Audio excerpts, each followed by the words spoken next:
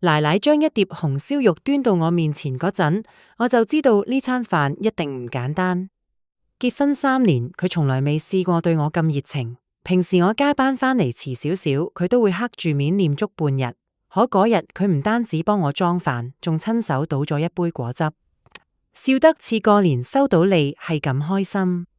我坐低冇幾耐，佢就拉住我手話：小蘇啊，媽想同你商量件事。你細佬周強最近拍緊拖，女方屋企講明結婚一定要有分房，唔係呢頭婚就辦唔成。我聽到呢度仲以為佢係想叫我同周女幫手湊少少首期，正準備問仲差幾多，點知佢下一句直接聽到我愣住。佢話：你而家住緊呢一套120平嘅屋就幾好，地段好，面積大，裝修又見得人。不如先讓出嚟俾周強做分房，你同周女反正都已經結咗婚，有地方落腳就得。嗰一刻，我手中隻杯爭啲攞唔穩，果汁灑到褲上，我都顧唔切抹。我抬頭望向坐隔籬嘅老公周女，佢明明聽見咗，卻低住頭唔出聲，好似一早就知道呢件事，只等我自己點頭。我個心一下子凍晒。因為呢套屋根本唔係周家嘅，更加唔係周女買嘅，而係我婚前自己存款買落嚟嘅。嗰幾年，我喺互聯網公司做項目，日日加班到深夜，儲咗好幾年，又同父母借咗一部分錢，先至咬實牙關買低呢套屋。房產證上清清楚楚只有我蘇晴一個人嘅名。結婚之後，周女話佢爸媽嚟城裏住一陣，細佬啱啱畢業搵工，又冇地方落腳。我諗住既然成咗一家人，幫得就幫，便俾佢哋住咗入嚟。可呢一住就係大半年，奶奶從來冇提過要走，周強亦都越嚟越自在，食我嘅，住我嘅，用我嘅，連生活費都冇交過一次。我唔係睇唔出有問題，只係覺得婚姻裏總要互相體諒，唔想將件事搞到太難睇。可我冇諗過，我嘅體諒喺佢哋眼中唔係善意，而係好欺負。奶奶見我遲遲唔出聲，仲以為我已經動搖，語氣更理直氣壯，話你人工高又唔係冇地方住。周強係周家細仔，佢如果因為冇樓結唔到婚，做嫂嫂嘅面上都唔好睇。周強呢一時從房間探頭出嚟，手上仲攞住個蘋果，含糊咁話：嫂嫂，你就幫我呢一次，等我以後有錢，一定還你一套更大嘅。我望住佢嗰副理所當然嘅樣，再望住周女始終沉默嘅面，忽然明白呢件事唔係臨時商量，而係佢哋一家人一早就諗好嘅安排。佢哋唔係想問我願唔願意，而係已經默認我間屋應該讓出嚟。我放低杯，盡量令到把聲平穩落嚟，話媽，呢套屋係我嘅婚前財產，我唔會讓俾任何人。奶奶面上嘅笑即刻僵住，周強亦都皺起眉頭。周女先拉咗拉我手臂，細細聲勸我：老婆，周強都快30歲，好唔容易先拍到拖，你就先委屈一下，以後嘅事我哋再慢慢諗辦法。聽見呢一句話，我終於笑咗。原來喺佢心入邊，佢細佬嘅婚事係大事，我嘅屋，我嘅辛苦，我嘅底線都可以先讓一讓。我望住周女，心入邊剩低個少少期待，好似俾凍水淋熄咁，一寸一寸凍落去。結婚呢3年，我從來冇嫌棄過佢人工低，亦冇嫌棄過佢屋企環境普通。人哋話我條件比佢好，嫁俾佢有啲蝕底，我仲替佢講過說話，話男人最緊要係踏實，係肯一齊過日子。可到而家我先明白，窮並唔可怕，真正可怕嘅係一個人冇本事撐起自己頭家，卻仲想攞老婆嘅嘢去成全自己屋企人嘅體面。我問周女：你叫我先委屈一下，咁以後呢？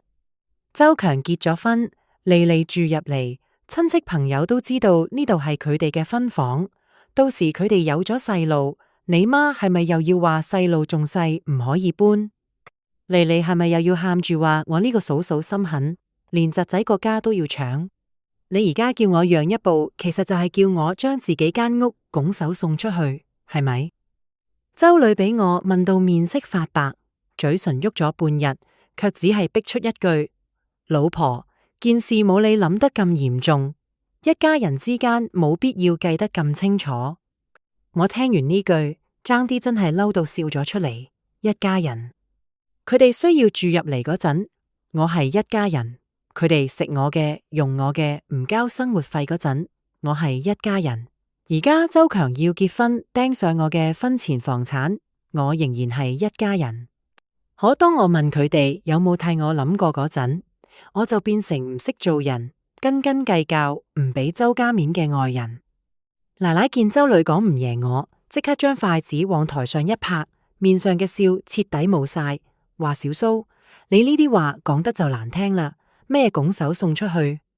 周強係周女嘅親細佬，亦即係你細佬，佢結婚成家，做阿哥阿嫂嘅幫一把，唔係應該咩？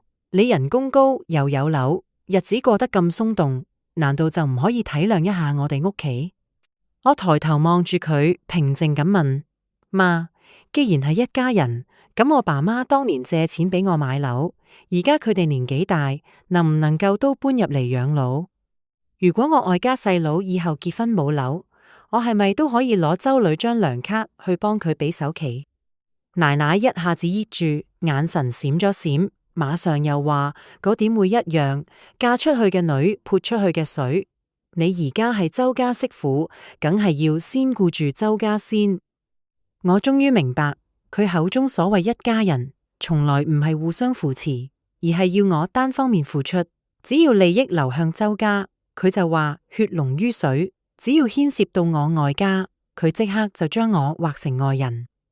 周強呢一時亦坐唔住，佢從房間行出嚟，手上仲攞住嗰個蘋果，皺住眉話：嫂嫂，我又冇話白攞你間屋，你而家先借俾我做分房，等我以後有錢，肯定還你。再講，你同我哥又唔係冇地方住，大不了先租間屋，兩公婆喺邊度唔係過日子。我望住佢嗰副輕飄飄嘅樣，只覺得荒唐。租兩個字從佢口中講出嚟，比食飯仲容易。可佢從來冇諗過租金邊個出，搬屋邊個折騰。我咁多年搏命工作換翻嚟嘅安穩，憑咩要為佢嘅婚事讓路？我問佢：周強，你而家一個月人工幾多？存款幾多？連自己租屋都要你哥幫手嘅人，憑咩一開口就話以後還我一套120平嘅屋？周強塊面一下子漲紅，梗住條頸話：人總會發展嘅，嫂嫂你唔好咁睇低人。我話我唔係睇低你窮，我係睇唔起你窮，仲理直氣壯惦記人哋嘅嘢。你冇樓可以努力，可以先租屋，可以將婚禮辦簡單啲。但你唔可以因為自己冇，就要求人哋將辛苦打拼翻嚟嘅嘢讓俾你。莉莉企喺一旁，聽到呢度眼眶即刻紅咗。佢行到周強身邊，挽住佢手臂，細聲話：嫂嫂，我哋年輕人都唔容易，而家樓價咁高，冇樓真係結唔到婚。你收入咁高，就當幫我哋一次唔得咩？我望住佢，心入邊真係凍到入骨。佢第一次嚟我屋企嗰陣，就將每個房間都睇咗一遍，嘴上話隨便睇下，眼神卻似驗收新屋。佢嫌客廳窗簾顏色老套，話以後換成米色更高級；嫌次臥採光一般，話如果改造兒童房，最好將牆拆成淺藍，甚至仲問我主人房衣櫃係咪訂做，可唔可以拆咗重新做。嗰陣我只覺得佢唔識分寸，而家先知道。佢唔係唔識，佢係早就將呢度當成自己嘅婚房。我對莉莉講：你要嫁嘅係周強，唔係嫁俾我間屋。你哋想結婚，就叫周強同佢屋企人去諗辦法，唔好將壓力轉到我頭上。莉莉嘅眼淚一下子跌咗落嚟，委屈咁話：強哥，你嫂嫂係咪覺得我襯唔起你？周強即刻瞪住我，話：嫂嫂，你講嘢太傷人。莉莉以後都係我哋周家人，你一啲長嫂嘅樣都冇。聽見長嫂兩個字，我忍唔住笑咗。平時佢哋住喺呢度，從來冇當我係業主，需要我出錢出力嗰陣，先諗起我係嫂嫂。奶奶亦都跟住幫口，話我嫁入周家3年，個肚一啲動靜都冇，而家叫你幫細佬一把，你仲推三推四。女人太自私，日子係過唔長嘅。佢呢句話似一支針，直直插入我心入邊。我同周女暫時冇要細路，係因為佢人工太低，我工作又忙，我唔想喺經濟同感情都唔穩嘅時候，將細路帶到一個隨時可能俾人拉扯嘅家庭入邊。可喺奶奶眼中，我冇生細路就成咗佢攞捏我嘅理由。更令我心寒嘅係，周女聽見呢句之後，只係皺咗皺眉，卻依然冇阻止。佢明知我哋唔要細路係兩個人商量過嘅結果，卻任由佢媽將所有問題推到我身上。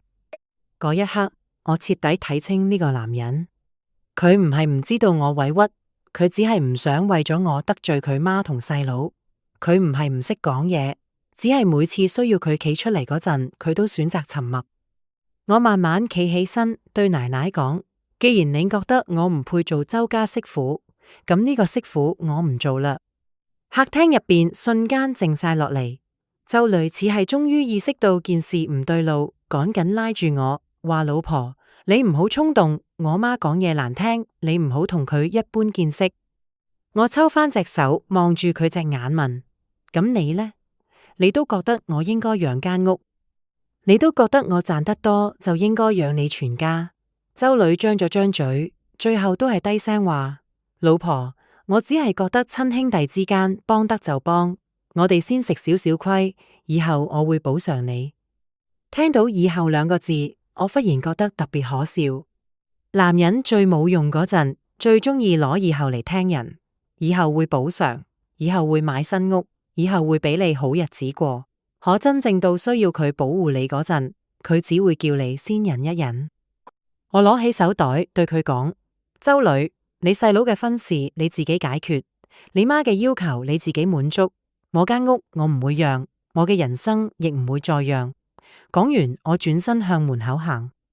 奶奶喺身後鬧我，話我仗住有樓就欺負周家，話周女娶咗我係倒霉。周強亦喺旁邊嘟囔住話：唔就係一套屋咩？有咩咁巴閉？只有周女追到門口，一手揸住我手腕，聲音發急：老婆，你唔好走，我哋有話好好講。我回頭望佢，突然覺得好楚。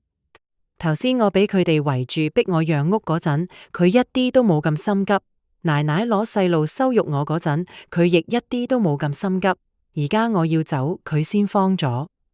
可佢嘅慌唔係因為心痛我，而係因為佢驚件事失控。我用力甩開佢隻手，推門行咗出去。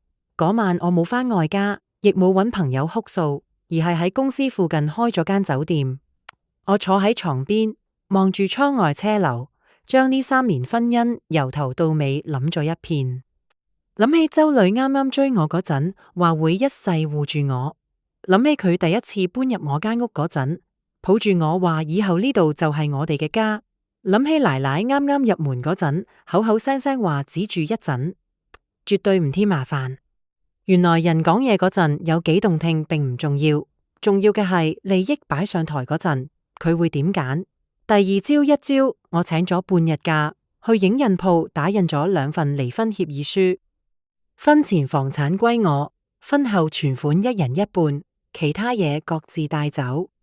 我冇多要周女1分錢，亦冇特登為難佢。下晝收工後，我又買咗一個新行李箱。晚上7點幾，我拎住箱返到嗰套屋。客廳依然好熱鬧，奶奶食住瓜子，周強同莉莉靠埋一齊睇電視。周女坐喺旁邊，見到我返嚟，臉上明顯鬆咗一大口氣。佢大概以為我消咗氣，返嚟就係俾佢哋落台階。可我將行李箱放喺門口，將離婚協議書攤喺茶几上，又將支筆推到周女面前，平靜咁講：簽字吧。茶几上嘅離婚協議書一攤開，客廳裏面嘅熱鬧瞬間好似俾人卡斷咗。電視裏面仲播緊綜藝節目，主持人笑得誇張，梳化上幾個人卻一個比一個僵硬。周女先係愣住，之後好似冇聽清楚咁盯住我問：老婆，你講咩？我將支筆放到協議旁邊，又重複咗一遍：簽字吧。間屋係我嘅婚前財產，歸我，婚後存款一人一半，其他嘢各自帶走。我冇多攞你一分錢，亦冇為難你。奶奶最先反應過嚟，手裏嘅瓜子往台上一掟，尖住把聲話：小蘇，你仲真係嚟呢一套？琴晚鬧一鬧就算啦，今日仲攞離婚嚟嚇人。我話你知，女人唔好太當自己一回事。周女願意拎你，係俾面你。你如果真係離咗婚，以後嗌住返嚟，我哋周家都未必肯要你。我冇理佢，只係望住周女，因為呢段婚姻仲要唔要繼續，關鍵從來唔喺奶奶，亦唔喺周強，而係周女呢個老公有冇半點擔當。可惜佢依然令我失望。佢冇第一時間企出嚟叫佢媽收聲，亦冇問我琴晚一個人喺外面過得好唔好，只係皺住眉壓低聲講：老婆，唔好鬧啦，得唔得？我琴日已經同媽講過，間屋嘅事以後再商量。你而家攞協議出嚟，唔係將件事越搞越大咩？我聽住呢句話，個心反而平靜咗。到咗呢個時候，佢仲覺得我係鬧，仲覺得問題係我將件事搞大，而唔係佢一家人將隻手伸到我間屋上面。我問佢：周女，你到而家仲覺得我係喺度鬧？你媽叫我將婚前存款買嘅屋讓俾你細佬，你細佬同未來弟婦將我個家當成佢哋嘅婚房。你喺旁邊唔單止唔攔，仲勸我先應承落嚟。依家我攞出離婚協議，你話我鬧，咁你話俾我聽，點樣先唔算鬧？係咪要我將鎖匙交出嚟，將房產證交出嚟，再自己出去租屋住，先叫識大體？周女面色難睇，嘴唇喐咗半日，卻仲係嗰句：我哋係夫妻，冇必要將說話講得咁絕。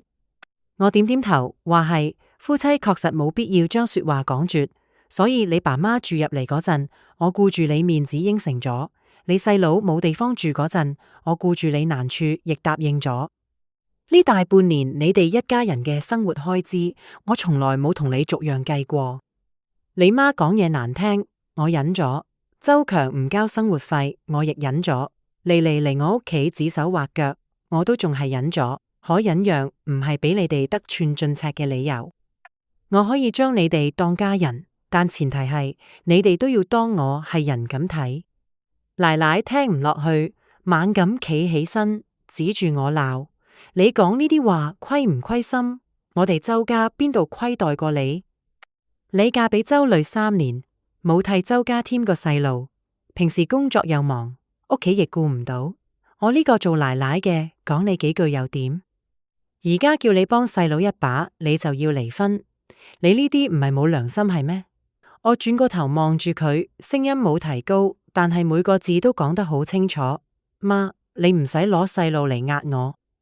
我同周女暫時冇要細路，係因為佢人工唔高，我工作忙，我唔想喺經濟未準備好嘅時候，將細路生落嚟受委屈。可你心裏諗嘅唔係呢啲。你只係覺得我冇生細路就冇底氣，就應該低頭，就應該聽你擺布。奶奶塊面一陣紅一陣白，俾我講中咗心事，卻仲唔肯認輸。佢冷笑一聲，話講得好聽，你咪就係仗住自己有套樓咩？女人太強勢，男人遲早頂唔順。你今日要離婚可以，離咗之後唔好後悔。周女咁踏實嘅男人，出面大把女人願意嫁。我望向周女，問佢：你都係咁諗？周女眼神閃避，冇回答。嗰一瞬間，我知道答案已經唔重要。我將支筆往佢面前推咗推，話：簽吧。周強坐唔住，佢一手攞起協議翻咗幾頁，見到上面寫住間屋歸我，即刻急起上嚟。嫂嫂，你咁樣都太狠啦吧！呢間屋雖然係你婚前買嘅，可我哥都住咗3年啦，點講都算係夫妻共同生活嘅地方，你就咁成間攞走，我望住佢，爭啲俾佢激到笑。周強，你哥住咗3年，唔代表間屋就有佢份。照你咁講，你喺呢度白住大半年，係咪都想分一間睡房？周強俾我堵到講唔出聲，莉莉喺旁邊輕輕拉佢，面上卻藏唔住心急。佢比邊個都明白，如果我同周女離婚，呢套屋就更加唔可能同佢哋有半點關係。佢眼珠一轉，語氣即刻軟咗落嚟。嫂嫂，其實大家都係一家人，有話好好講嘛。琴日阿姨講嘢係急咗啲，強哥亦唔係非要你間屋，只係我哋真係太想結婚。你如果真係覺得唔方便，我哋都可以先唔住主人房，住次臥都得。分房只係走個形式，等結完婚再慢慢商量。我望住佢，忽然覺得可笑。琴日佢仲理直氣壯話我人工高，唔缺呢一套屋。今日見到我要離婚，就退一步話住次臥。可只要我一鬆口，佢哋就會一步一步將我擠出去。好多女人唔係一開始就失去所有，而係喺一次又一次心軟入邊，俾人攞走咗界線。我話莉莉，你唔使同我講形式，分房兩個字，只要落到我間屋上面，以後就會變成你哋嘅家。你哋嘅婚禮請柬會寫呢度地址，親戚朋友會嚟呢度應門。將來有咗細路，戶口、校網、生活全部都壓喺呢度。到嗰時，我再講呢度係我間屋，你哋就會喊住話我唔近人情。與其以後撕破面，不如而家就講清楚，我間屋唔借、唔俾、唔掛名，亦唔做任何人嘅分房。莉莉臉色變咗，眼淚又開始喺眼眶打轉。周強心痛佢，衝住我好，嫂嫂，你講咁多，咪就係睇唔起我哋窮。我把聲冷落嚟，話窮唔係錯，窮仲想佔人便宜先係錯。你冇樓可以努力，可以租屋，可以先將婚禮辦簡單啲，但係你唔可以因為自己冇，就要求人哋將辛苦打拼翻嚟嘅嘢讓俾你。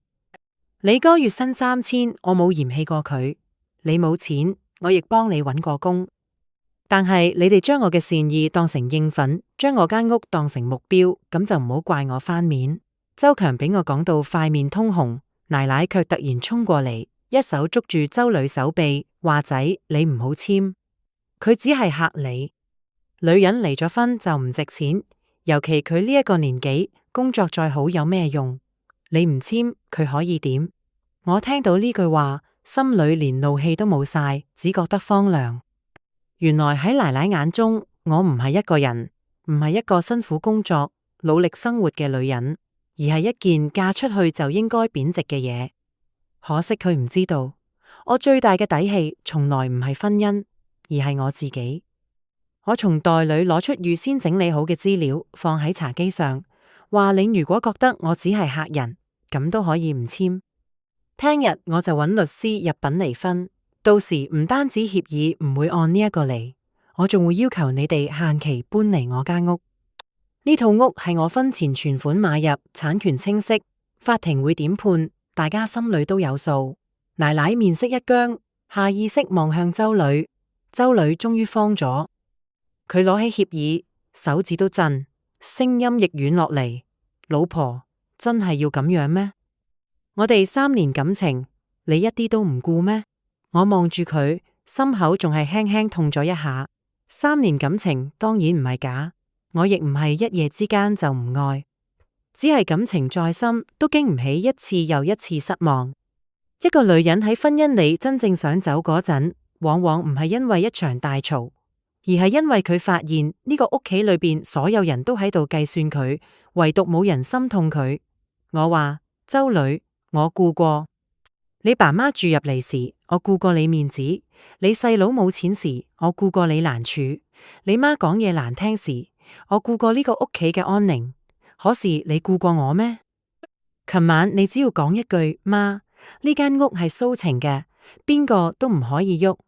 我今日都唔會將協議攞出嚟。周女低低頭，眼眶有啲紅。佢沉默咗好耐，終於攞起支筆喺協議末尾簽低咗名。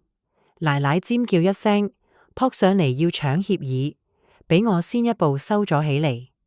佢嬲到拍住大巴喊，話周女你糊塗啊，你點可以簽？佢就係攞離婚嚟嚇你，你一簽咪正中佢下懷咩？周女將支筆掟喺台上，突然亦崩潰，衝住奶奶好：媽，你唔好鬧啦，你知咩？佢年薪200萬，我月薪3000，佢離咗我唔係搵唔到更好嘅，係我離咗佢就咩都唔係。呢句話好似一粒雷，將客廳裏所有人都炸到懵晒。奶奶嘅喊聲戛然而止，周強瞪大隻眼，嚟嚟掩住個嘴，連電視裏邊嘅笑聲都好似變成刺耳嘅噪音。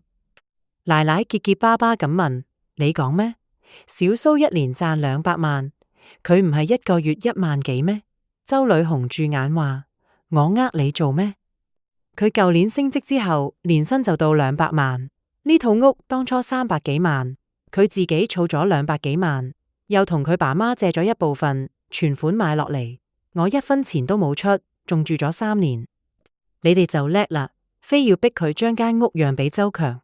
而家佢要離婚，你哋滿意未？奶奶成個人都傻咗，張住個嘴，半日講唔出聲。周強嘅眼神由憤怒變成震驚，又由震驚變成後悔。佢大概呢時先明白，自己惦記嘅唔係一個軟弱嫂嫂嘅屋，而係一個佢根本高攀唔起嘅女人嘅底線。莉莉更現實，佢幾乎即刻換咗表情，細聲話：嫂嫂咁能幹，我哋頭先確實唔應該咁樣講嘢。奶奶亦好似突然醒過嚟一樣，快步行到我面前，面上硬擠出笑。小蘇話：媽頭先全部都係氣話，你唔好放喺心上。媽唔知道你工作咁辛苦，亦唔知道你收入咁高。間屋嘅事我哋唔提啦，再都唔提啦。你同周女好好過，媽聽日就帶周強搬出去，保證唔打擾你哋。我望住佢前後判若兩人嘅樣，只覺得諷刺。原來佢唔係唔識低頭，只係之前覺得我唔值得佢低頭。原來佢唔係唔知道自己過分，只係以為我冇掀台嘅本事。周女亦行過嚟，拉住我隻手，聲音發震：老婆，我錯啦，我真係知道錯啦。以後我一定企喺你呢邊，唔管我媽講咩，我都唔會俾你受委屈。你再俾我一次機會，好唔好？我慢慢抽翻隻手，話：周女，你而家唔係知道錯，你係知道我值錢。客廳再次靜咗落嚟，佢面色白得好犀利，好似俾我戳穿咗最難堪嘅心思。其實我並唔想將說話講得咁狠，可有啲真相唔講出嚟，對方仲以為自己心情。我繼續話：如果我今日唔係年薪200萬，如果呢套屋唔係我嘅，如果我只係一個月薪3000冇退路嘅普通女人，你哋會道歉咩？你會阻止你媽咩？你會覺得我受委屈咩？唔會，你哋只會覺得我唔識做人，唔識大體，唔肯為周家犧牲。奶奶慌忙擺手話：唔係嘅，小蘇，媽真係唔係嗰個意思。我冇再聽佢解釋，只係將協議收返入袋，轉身入睡房收拾嘢。門關上嗰一刻，外面亂成一團。奶奶喊住鬧周強，話全部都係佢害嘅。周強埋怨奶奶唔應該逼得太急。莉莉細聲勸佢哋，話而家最重要係留住我。周女就一片又一片敲門，叫我老婆，求我出去傾一傾。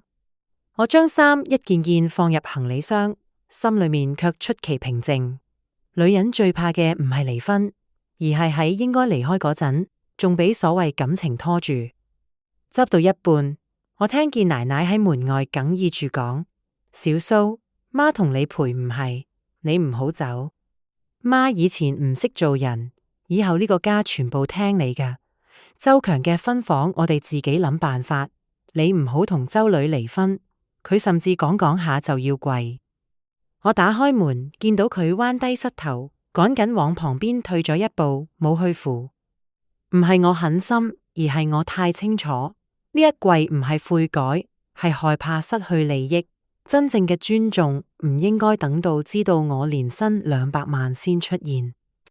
我對佢哋講，協議已經簽咗，聽日我會將應該分俾周女嘅錢轉過去。至於呢一套屋，你哋而家仲住緊，我俾你哋3日時間搬走。3日後如果仲唔搬，我會按程序處理。奶奶面色一白，周強急起上嚟，話嫂嫂，3日都太趕啦，我哋去邊度揾屋？我話你哋當初逼我搬出去租屋嗰陣，可冇覺得趕？而家輪到你哋自己揾屋，就知道難啦。周強俾我堵到一句話都講唔出。周呂紅住眼望住我，問蘇晴：我哋真係翻唔到轉頭啦咩？我望住呢個曾經令我以為可以託付一生嘅男人，輕聲話：翻唔到啦，因為間屋只係導火線，真正令我離開嘅係你喺我最需要你企出嚟嗰陣選擇咗沉默。講完，我拉上行李箱，推門離開。電梯門黑上嗰一刻，我見到周呂企喺門口，好似一瞬間老咗好幾歲，可我個心冇再軟。因為我知道心軟一次就會有下一次，退一步就會俾人逼住退一世。嗰晚我仍然住入咗酒店，手機響咗成晚，周呂發嚟幾十條信息，由道歉到保證，由回憶過去到哀求復合。奶奶亦發咗一條好長嘅語音，話佢老糊塗，叫我唔好同老人家一般見識。周強更加可笑，發信息話嫂嫂，你放心。我唔要間屋啦，你同我哥唔好離婚，以後我一定孝順你。我一條都冇回。第二朝早，我將34000轉俾周呂，又將轉賬記錄同搬離期限發俾佢。做完呢啲，我熄咗手機，照常返公司開會。會議室裏，項目數據投喺屏幕上，同事哋討論得熱火朝天。嗰一刻，我忽然覺得外面嘅世界咁大，我有能力，有收入，有父母，有朋友，亦有重新開始嘅勇氣。點解非要將自己困喺一個只會消耗我嘅家庭裏面？婚姻從來唔應該係女人嘅牢籠，更加唔應該成為別人理直氣壯索取嘅藉口。真正值得託付嘅人，會喺你俾人欺負嗰陣企到你前面；唔值得嘅人，先會勸你為咗大局忍一忍。而我已經忍夠啦。3日限期一到，我冇再似以前咁心軟，亦冇提前打電話提醒佢哋。過去3年，我提醒過太多次，提醒周強將自己啲外賣盒掉咗，提醒奶奶唔好隨便翻我個櫃，提醒周呂佢係老公，唔係淨係識企喺中間話兩邊都唔容易嘅愛人。事實證明，有啲人唔係聽唔明，而係只要你仲忍得到，佢哋就會一次又一次扮聽唔明。第4日朝早，我特登請咗半日假，帶住地產代理同開鎖師傅返到嗰棟屋。電梯門打開嗰陣，我企喺走廊，望住嗰扇熟悉嘅門，心裏始終仲係輕輕痛咗一下。呢度曾經係我用盡力氣儲返嚟嘅安全感，係我以為可以同周呂好好過日子嘅家。可而家諗返，呢個家由周家人搬入嚟第一日開始，就慢慢變咗味。我嘅書房變成周強嘅睡房，我嘅飯台變成佢哋一家人嘅飯台。我買嘅梳化比莉莉嫌唔夠時髦，我辛苦加班換返嚟嘅人工，喺佢哋眼中亦變成理所當然嘅提款機。開鎖之前，周呂打電話俾我，我接咗，佢把聲沙得好犀利，話蘇晴，我媽佢哋琴晚已經搬走，屋企仲有啲嘢未收完，你可唔可以再寬限幾日？我企喺門口，平靜咁問佢：周呂，當初你哋叫我搬出去租屋嗰陣，有冇諗過寬限我幾日？電話嗰邊沉默咗，佢過咗好耐先話：嗰陣係我哋錯。我話錯咗就要承擔後果，唔係每一句對唔住都可以換返重來。佢急忙話：我真係同以前唔一樣，我已經將我媽同周強安排到細租屋。以後唔會再俾佢哋撐和我哋嘅事。蘇晴，我哋協議雖然簽咗，但係手續仲未辦完，你再諗下好唔好？我冇即刻回答。其實去到呢一步，我已經好清楚，佢所謂嘅唔一樣，只係暫時俾現實逼出嚟嘅低頭。一個人如果真正識得尊重，應該喺我俾人圍攻嗰陣就企出嚟，而唔係等我攞走房子、攞走錢、攞走生活來源之後，先慌忙話自己會改。我話手續我已經約好，下星期一去辦。你準備好證件，唔好令我再跑第二次。周磊嘅呼吸一下子重咗，好似仲想講咩，可我已經掛斷電話。開鎖師傅換鎖嗰陣，地產代理喺旁邊睇樓。客廳亂到唔似樣，茶几上仲有瓜子殼，廚房水槽堆住未洗完嘅碗，次臥床上掟住周強唔要嘅舊衫，洗手間鏡上仲有利利貼過化妝燈嘅膠印。我望住呢啲痕跡，只覺得諷刺。佢哋口口聲聲將呢度當家，卻從來冇真正珍惜過呢個原本屬於我嘅地方。地產代理問我：蘇女士，您真係打算賣？呢個地段唔錯，而家掛出去，價錢應該可以傾到400萬以上。我點頭話賣咗。佢有啲意外，話樓保值，您又唔急住用錢，其實可以出租。我望住窗外，諗起自己曾經喺呢度熬夜做方案，諗起周磊第一次煮麵俾我食，諗起奶奶坐喺呢張梳化上逼我讓屋，忽然覺得呢度已經唔再係我嘅避風港，而係一塊舊傷疤。我話唔租啦，賣咗佢吧，我想換個地方重新開始。地產代理動作好快，影相、掛牌、約人睇樓，唔夠1個月就有買家睇中咗。對方係一對年輕夫妻，女方懷住孕，入門之後摸住客廳牆面話：呢間屋採光真好，將來細路喺呢度跑嚟跑去一定開心。我望住佢眼裏嘅期待，心裏忽然鬆咗一下。都好，間屋本來就應該住入真正珍惜佢嘅人，而唔係一班只想佔便宜嘅人。最後間屋以412萬成交，攞到款嗰日，我先將當年爸媽借俾我嘅錢還清，又額外轉咗100萬俾佢哋。媽媽見到轉賬，第一時間打電話過嚟，把聲都急咗，話你呢個孩子俾我哋咁多錢做咩？你自己啱啱離婚，手上要留錢。我笑住話：媽，當年你哋將養老錢攞出嚟幫我買樓，而家我有能力，當然要還俾你哋。電話嗰邊靜咗幾秒，媽媽忽然喊咗。佢話：晴晴，爸媽唔要你嘅錢，只希望你唔好委屈自己。就係呢一句，令我喺公司樓下紅咗眼。原來真正愛你嘅人，從來唔會計算你手裏有咩，只會心痛你過得苦唔苦。離婚手續辦得比我想象中平靜。明金局門口，周磊着住嗰件我買俾佢嘅深藍色恤衫，成個人瘦咗一圈。佢見到我嗰陣，隻眼一下子亮咗，好似仲抱住最後一點希望。佢話：蘇晴，我媽今日冇嚟，周強亦冇嚟，就我哋兩個好好傾一次，可以嗎？我話：應該傾嘅都傾完。工作人員叫我哋入去嗰陣，佢坐喺我隔籬，手一直幹住身份證。到最後確認嗰一步，佢忽然低聲問：你而家係咪特別睇唔起我？我望咗佢一眼，話我冇睇唔起你，我只係唔會再將自己交俾你。佢眼眶紅咗，話我以前總覺得你強，咩都扛得住，所以我先諗住叫你幾擔待一啲。而家我先知道係我太冇用，我冇安慰佢。因為好多女人就係喺呢一種遲來嘅自責入邊心軟，然後又返到原本個坑。我只係話，周磊，我強唔代表我唔會痛，我扛得住唔代表我活該要扛。你可以孝順你媽，可以照顧你細佬，但你唔可以攞我嘅嘢去做你嘅好人。鋼印落低嗰一刻，我哋正式離婚。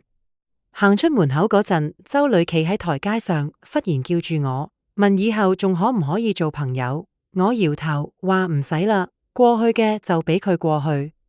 嗰日陽光好猛，我行到路邊截車，風吹過嚟，心裏冇想象中咁難過，反而好似有一扇關咗好耐嘅窗終於打開咗。後嚟我換咗住處，租咗一套離公司更近嘅細公寓。屋唔大，但窗外睇到一排樹，朝早醒嚟有陽光。夜晚收工返去，亦唔使面對一屋怨氣。我幫自己報咗瑜伽班，周末約朋友食飯，放假時仲一個人去咗雲南。企喺洱海邊嗰陣，我突然諗起過去3年，我連一次真正輕鬆嘅旅行都冇，唔係周女冇時間，就係奶奶話屋企開支大，或者周強又有咩事要人幫手。嗰時我總覺得女人結咗婚就要顧全大局，可而家我先明白，如果所謂大局永遠只有你一個人喺度顧，咁佢就唔係家，而係一張網。離婚之後第2個月，周女開始頻繁發信息俾我。佢話佢媽病咗，話周強工作又冇咗，話一家人租喺城中村細屋度，日日嗌交。佢仲話佢而家先知道我以前撐起一個家有幾唔容易。我睇完冇回覆，唔係我冇同情心，而係我太清楚有啲苦係佢哋自己揀嘅。佢哋當初住喺我間屋，食住我買嘅餸，用住我交嘅水電，卻仲嫌我唔夠識大體。如今冇咗呢啲便利，先諗起我嘅好，呢個唔係醒悟，係失去之後嘅唔甘心。周強後來亦都打過一次電話俾我，佢換咗個號碼，我接起先知道係佢。佢把聲冇咗以前嘅囂張，支支吾吾話嫂子，蘇姐，我就係想同你道個歉。呢嚟同我分手，佢話我冇樓冇本事，仲連累佢俾人笑。我以前太唔識做人，總覺得你有錢就應該幫我哋。依家我知道錯，我聽完只係講咗一句：周強，你應該道歉嘅人唔係我，係嗰個一直唔肯長大嘅自己。佢喺電話嗰頭沉默咗好耐，最後低聲話：對唔住。我掛咗電話，冇拉黑，亦冇再聯絡。奶奶度係消停咗一排，後來聽共同認識嘅鄰居講，佢逢人就話我係狠心女人，發達咗就唔要窮老公，仲將婆家趕出去。鄰居問我要唔要解釋，我笑咗笑話唔使。人只會相信自己願意相信嘅版本，佢唔可能同人講係佢逼新抱讓出婚前房產，亦唔可能承認自己貪心到差啲逼散個仔嘅婚姻。佢需要一個壞人去證明自己冇錯，咁就由得佢吧。反正我嘅日子唔係過俾佢睇，工作上我亦迎嚟新機會。以前我為咗照顧屋企，拒絕過幾次外派同升職，因為周女總話女人事業心太重，個家就散。依家冇咗呢啲牽絆，我反而更加敢往前行。公司有個海外項目需要負責人，我主動申請，連續2個月幾乎日日加班。最後項目順利落地，我亦攞到更高職位同獎金。慶功宴嗰日，上司舉杯話：蘇晴，你最大優點唔係能幹，而係關鍵時候穩得住。我笑咗笑，冇解釋。佢唔知道，我唔係天生穩得住，只係生活逼我明白，越係俾人圍攻嗰陣，越唔可以亂。一旦你喊住求理解，人哋就會捉住你嘅眼淚，繼續逼你。只有你將規則擺出嚟，將底線亮出嚟，佢哋先知道你唔係隨便可以欺負嘅人。年底返屋企過年，爸媽準備咗一大台餸。爸爸飲咗少少酒，忽然話：你細個跌低，從來唔等人扶，自己爬起身拍一拍塵繼續跑。嗰時我仲擔心你太倔，依家先知道女仔倔少少冇壞處。我媽瞪佢一眼，話咩倔？嗰叫有骨氣。我哋一家人都笑咗。嗰餐飯我食得特別踏實，冇人問我幾時再婚，冇人話女人離婚唔好聽。爸媽只係夾餸俾我，叫我瞓多啲，少啲捱夜。夜晚我瞓喺自己細個嗰間房，望住天花板，忽然覺得人生真係好奇妙。我曾經以為婚姻係歸宿，房子係安全感，丈夫係一世嘅依靠。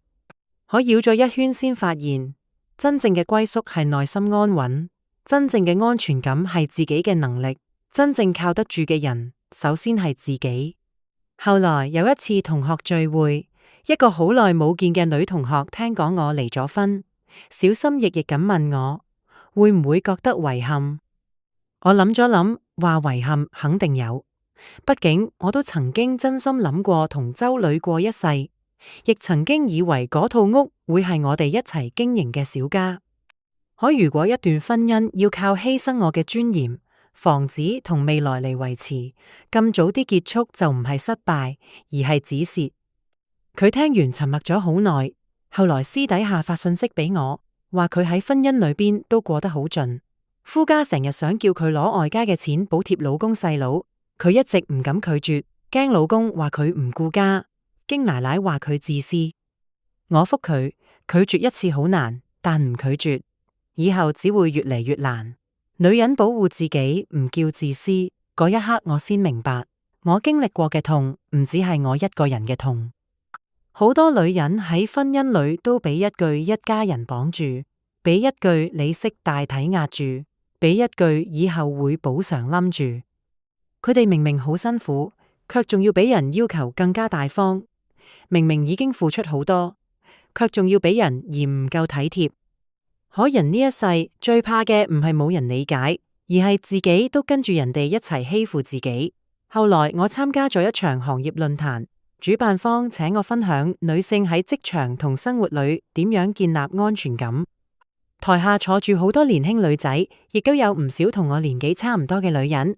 分享差唔多完嗰陣，有人問我：蘇總，你經歷過婚姻失敗，仲會相信婚姻嗎？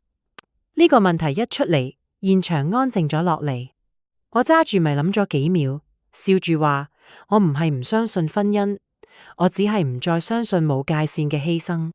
好嘅婚姻應該令兩個人都變得更加踏實，而唔係令一個人不斷退讓，令另一個人嘅全家都走嚟索取。真正愛你嘅人，唔會因為你有能力就覺得你活該要狂多啲，唔會因為你有樓有錢就將你嘅嘢當成佢屋企嘅資源，更加唔會喺你受委屈嗰陣勸你為咗大局忍一忍。台下有人點頭，亦有人紅咗眼。我望住佢哋，忽然諗起曾經嘅自己，嗰時嘅我總覺得只要自己再忍一啲，個家就可以和睦。只要自己再退一步，日子就可以過落去。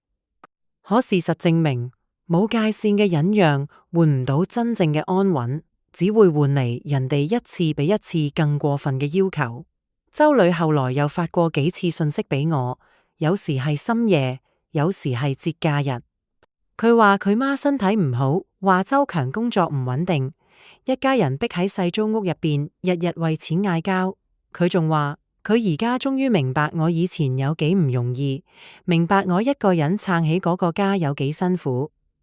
我睇完冇回覆，唔係我心狠，而係我太清楚，好多人嘅後悔並唔係因為真係懂得珍惜，而係因為失去咗好處。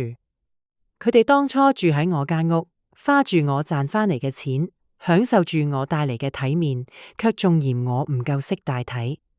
而家冇咗呢啲便利，先諗起我嘅好，呢個唔係醒悟，只係失去之後嘅唔甘心。有一次，我陪媽媽去醫院體檢，喺門口碰見咗周女，佢扶住奶奶從大堂行出嚟。奶奶老咗好多，頭髮白咗一大片，面上嘅精氣神亦冇咗。周女見到我，愣咗好耐，最後只講咗一句：你過得幾好？我點點頭，話仲唔錯。佢低頭苦笑，話以前係我冇福氣。我冇接話，亦冇停留太耐。有啲人出現喺你生命裏，係為咗教識你咩叫清醒。等呢堂課上完，就冇必要再回頭。嗰日返去嘅路上，媽媽握住我隻手，話晴晴，你而家比結婚嗰幾年精神多咗。我望住車窗外倒退嘅樹影，忽然覺得呢句話比任何誇獎都令我安心。以前嘅我用再貴嘅護膚品都遮唔住疲憊，眼神裏總似壓住一塊石頭。而家嘅我就算素顏出門，亦都覺得成個人輕快。唔係因為生活冇煩惱，而係因為我終於唔使再孭住人哋屋企嘅貪心往前行。後來我又買咗一套細啲嘅屋，離公司近，採光好好，露台上可以種花。攞到鎖匙嗰日，我冇大張旗鼓，只係請咗爸媽同2個最好嘅朋友嚟食飯。朋友送我一盆綠植，話希望我以後日子常青。我將佢放喺露台最光嘅地方，望住新屋裏乾淨嘅牆面同屬於自己嘅鎖匙，心裏湧出一種久違嘅踏實。曾經有人想叫我將房子讓出去，想叫我為咗所謂大局低頭，想叫我將辛苦爭返嚟嘅生活拱手交俾人。可最後我冇失去自己，反而活得比過去更加明亮。夜晚送走朋友之後，我一個人坐喺露台，望住城市嘅燈一點一點亮起嚟，風吹過嚟，帶住一啲花香。我突然諗起第一次買樓嗰陣，自己企喺空蕩蕩嘅客廳裏，手裏握住鎖匙，心裏又害怕又興奮。嗰時我以為房子俾咗我安全感，後來先知道，真正令我安全嘅，從來唔係某一套房子，而係我有能力重新開始，有勇氣講唔，有底氣離開唔值得嘅人。女人呢一世可以愛人，可以結婚，可以為家庭付出，但千祈唔好將自己嘅底牌交出去。錢也好，房子也好，工作也好，尊嚴也好，嗰啲都係你喺風雨裏企穩嘅根。你願意幫人係善良，你拒絕俾人吸血係清醒。唔好俾任何人用親情、婚姻、道德綁架你。真正值得嘅人會尊重你嘅界線，唔值得嘅人只會喺你退讓之後繼續索取。後來有人問我，如果再嚟一次，仲會唔會俾周磊一家人住入嚟？我諗咗諗，話亦都許我仍然會幫，但係我一定會由一開始就將規矩講清楚。善良要有鋒芒，心軟要有底線。人可以重感情，但唔可以冇原則；可以顧及人哋，但唔可以委屈自己。